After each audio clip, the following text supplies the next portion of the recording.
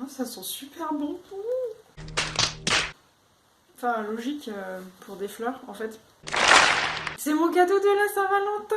Alors, j'ai rajouté la guirlande, parce que après on va me dire oui, il n'y a pas de guirlande, blablabla. Donc c'est mon cadeau de la Saint-Valentin. Regardez comme elles sont belles. J'en ai fait un post sur Instagram, au cas où vous me suivez pas encore. Je vais les poser là.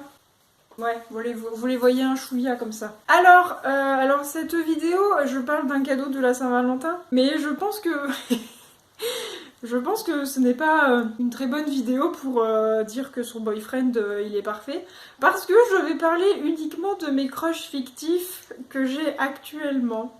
Voilà, la liste est non exhaustive, évidemment, parce que sinon je ferai une dissertation de 3/4 d'heure. Il va pas regarder ma vidéo, je pense, alors voilà. Sinon, rassurez-vous, il est au courant que j'ai des tendances à accrocher sur des personnages qui n'existent pas. Il le sait et il l'accepte. De toute façon, il n'a pas trop le choix. Mais vous inquiétez pas, il est pas maltraité non plus. On va pas non plus faire croire que tout va mal. Hein, voilà.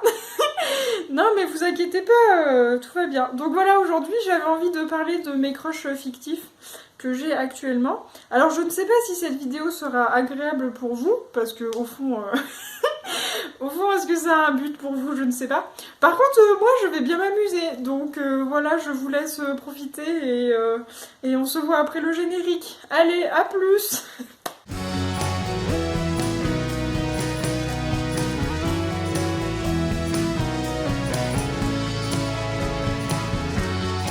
Oui, alors bon, je vais commencer par l'évident. En fait, il faut que j'avoue que depuis que j'ai genre 11 ans, j'ai un crush que j'adore de toute ma vie. Et en fait, c'est même pas un manga, donc applaudissements. Oui, alors du coup, en fait, c'est Demon Salvatore de The Vampire Diaries. Alors ça a été, je pense, l'un de mes premiers crushs physiques, dans le sens où c'est un vrai acteur, d'accord? C'est un vrai homme. Parce que c'est pas mon premier crush de la vie, hein, attention. Vous allez être étonnés. Donc du coup, on a déjà Demon Salvatore, que j'adore parce que j'adore son petit rictus, j'adore ses cheveux bruns, j'adore ses yeux bleus. Et en fait, il a joué Demon Salvatore, qui était mon personnage de The Vampire Diaries préféré. Donc il avait tout pour lui, en fait, si vous voulez. Et donc j'étais très heureuse quand j'ai vu que la série The Vampire Diaries sortait. Donc ça, je vous raconte ça il y a 10 ans, hein, voilà. Oh le mon dieu, le coup de vieux. En fait, ça fait même plus parce qu'elle est sortie en 2009. Ouah, je pleure. Mais bon, et donc du coup, voilà, Demon Salvatore, mon premier crush fictif. Il y est toujours parce que l'autre coup, je suis retombée sur Vampire Diaries sur les plateformes de vidéos à la demande et je suis retombée dedans. Donc voilà, je l'aime très fort. Ensuite, j'enchaîne avec un autre personnage qui existe, enfin dans le sens c'est un vrai acteur. Et là, vous allez jamais me voir venir parce qu'en fait cette série elle est pas très connue. C'est Preacher. Alors c'est à la base c'est des comics et moi je vous parle là de la série télé. Alors la série elle a 4 saisons je crois et elle est terminée là actuellement. Donc si vous voulez aller jeter un petit coup d'œil, rapidement ça parle d'un prêtre en fait peu orthodoxe on va dire. Voilà, il est assez badass, tout ça. Et en fait, je sais plus comment ça se fait, mais il va se faire posséder par une sorte d'entité angélique presque, c'est presque Dieu entre guillemets, qui va le posséder et donc il va avoir un pouvoir énorme. Genre dès qu'il va dire un truc, et ben en fait les gens vont exécuter son ordre. C'est bien sympa. Et en fait dans cette série il y a un vampire. Ah oui parce que j'ai pas précisé que Demon Salvatore dans The Vampire Diaries c'est un vampire. Et donc là il y a un vampire. Et alors en fait au début j'avoue que ce personnage ne m'intéressait pas trop. Limite je crochais plus sur le prêtre que sur lui et donc du coup en fait au fur et à mesure de la saison je sais pas ce qui s'est passé mais son personnage a gagné en badassitude. Et je me suis rendu compte que son accent irlandais était carrément sexy. Et du coup, j'étais oui, c'est pas trop mal. Et mon boyfriend, il était pareil. Il a dit oh là là, il est pas dégueu, hein. Donc on était tous les deux en train de crocher sur lui. Bref, et donc ce personnage s'appelle Cassidy. C'est un vampire qui a été transformé dans les années 1912, quelque chose comme ça, pendant la révolution irlandaise, si je me souviens bien. Et il a un accent du coup irlandais, genre vraiment ça détonne parce que les deux autres personnages, il y en a un qui est anglais et l'autre américaine. Mais en fait, celui qui est anglais doit jouer un prêtre américain. Donc du coup, il a presque effacé son accent, alors que Cassidy, qui est un acteur irlandais, lui représente un vampire irlandais. Donc du coup, il a pas du tout rogné son accent. Limite, des fois, je pense qu'il... Je me demande s'il en rajoute pas un chouïa. Mais du coup, c'est hyper badass. Enfin, je sais pas, il a quelque chose. Et puis à un moment, en fait, ce personnage, eh ben, il a une relation avec un autre homme. Et là, ça a fini de m'achever. Vu que moi, je suis complètement gaga de yaoi, en fait. Et ben là, j'étais, oh, bah c'est très bien, bah parfait, merci. Donc du coup, bah voilà, je crush aussi sur Cassidy. Donc par contre, si vous aimez bien cette série, vous pouvez me le dire, si vous la connaissez pas ou si vous la connaissez. Franchement, je vous la recommande, elle est vraiment très très bien. Le grain de photographie à l'intérieur, je trouve qu'il est vraiment très très beau. Le gars, il a dû s'éclater au niveau des couleurs, au niveau des plans, enfin c'est... voilà. L'histoire en elle-même, elle est aussi hyper agréable. Enfin, par contre, c'est un peu gore. Un peu beaucoup, en fait. Donc il faut pas y aller si on n'aime pas ça ou si on est un peu trop mineur. Mais en tout cas, moi j'ai vraiment adoré quoi. Voilà, donc ça c'est mon deuxième crush qui existe vraiment. Et en fait pour vous dire, bah, c'était les deux seuls. Le reste en fait c'est que des personnages qui sont des dessins animés. Alors attention. Je vais mettre déjà deux hors catégorie parce que c'est des crushs mais en même temps pas vraiment. C'est des crushs parce que on va dire qu'il y a eu sur certains plans ou certains moments en tout cas où évidemment leur magnifique musculature pouvait faire baver n'importe qui. Moi y compris, donc je l'avoue. Mais en fait, ces deux personnages-là, je les catégorise plutôt dans la partie crush paternelle, si vous voulez. C'est vraiment, j'ai une affection pour eux particulière parce que pour moi, ils représentent deux beaux papas qui sont hyper adorables, quoi. Donc, vous l'aurez deviné, peut-être pas. Mais je parle de Gérald de Rive déjà, parce que, bah, on va pas se mentir, il a au moins 40 ans, donc à un moment, faut pas déconner. Non, mais je veux dire, voilà, il faut aussi que je me calme un petit peu. Donc il y a Gérald de Rive, donc je vous explique pas pourquoi, vous êtes déjà au courant. Mais il y a aussi du coup Kratos de God of War. Alors j'en ai pas franchement parlé sur cette chaîne encore, mais c'est vraiment mon jeu phare, enfin c'est mon top 1 des jeux, c'est celui-là. Kratos, je le vois particulièrement depuis qu'ils ont sorti le nouvel opus qui se passe dans la mythologie nordique. Du fait qu'il ait un fils, bah ça lui rend vraiment ce côté papa, je vais pas vous dire papa poule parce que c'est pas du tout un papa poule, mais voilà, il a ce côté vraiment, on aimerait un peu l'avoir comme papa, et en même temps pas trop. Mais bon, du coup, moi je le vois un peu comme ça, et au même titre que Gérald, vu qu'il est papa, enfin entre guillemets, de Ciri, il y a aussi ce côté vraiment paternel qui ressort, et donc voilà. Donc moi ce sont deux hors-série, on va dire, on va les mettre dans une autre catégorie, mais vraiment ils font partie à part entière quand même de mes crushs que je kifferai peut-être toute la vie. Ensuite, bon, actuellement, je suis toujours en crush sur Kyo de Fruits Basket. Je n'arrive pas à m'en dépêtrer. Je veux dire que là, j'ai regardé Fruits Basket qui a été remasterisé là, depuis 2019.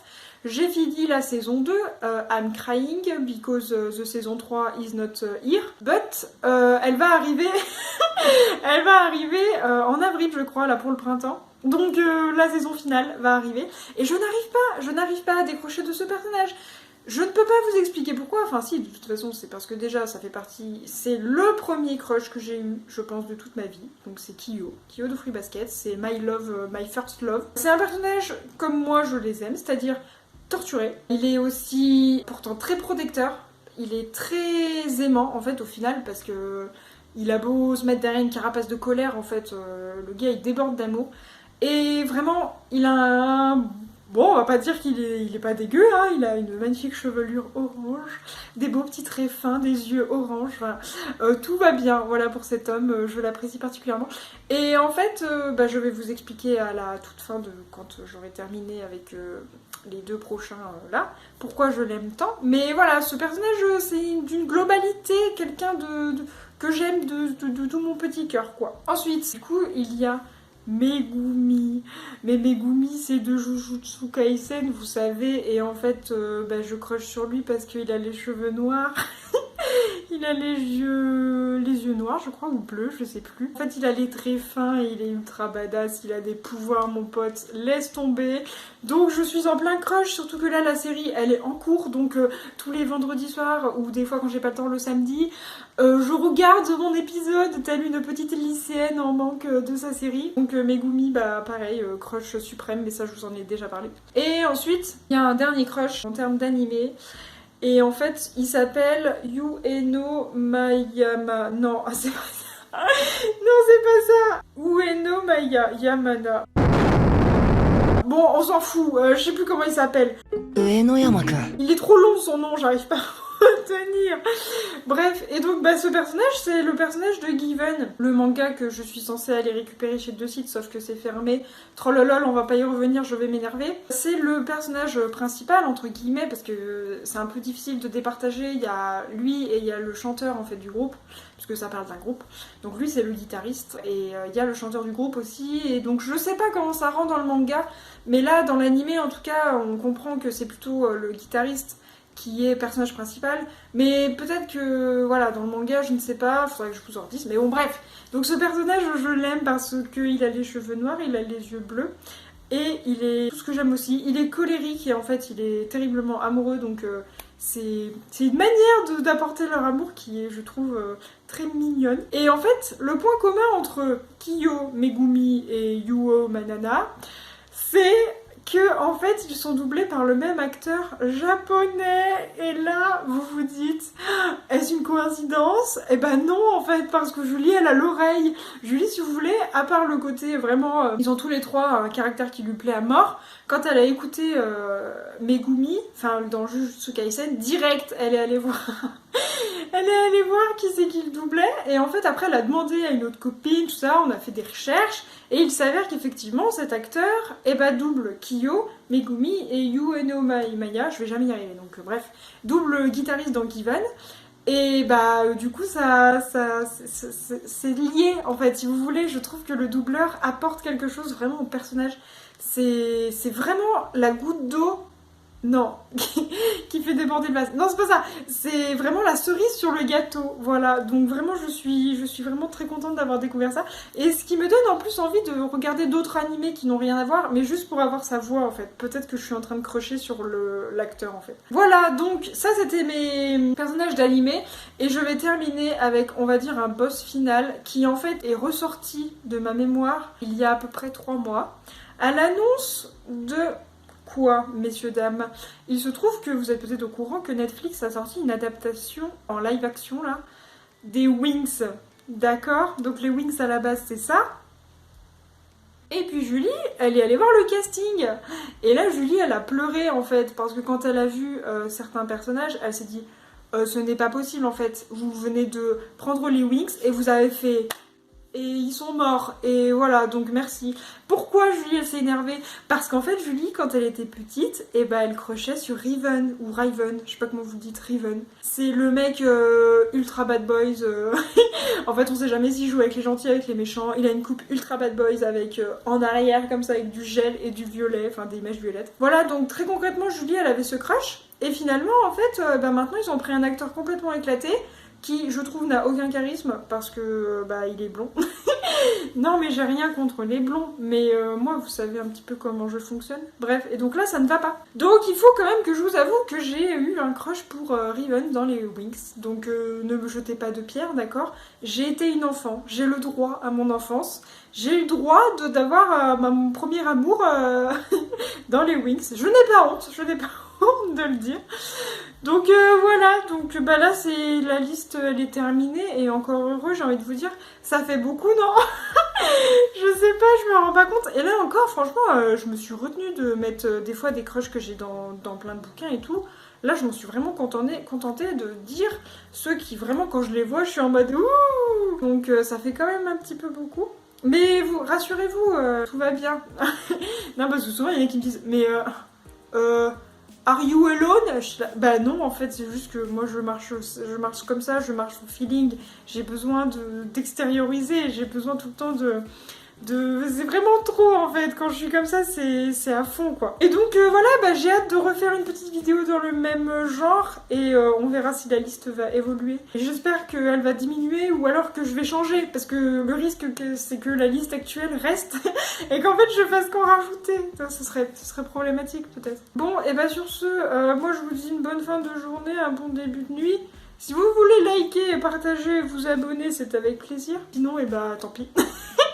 Bon, et bah sur ce, à bientôt. Voilà, à très vite. Allez, salut!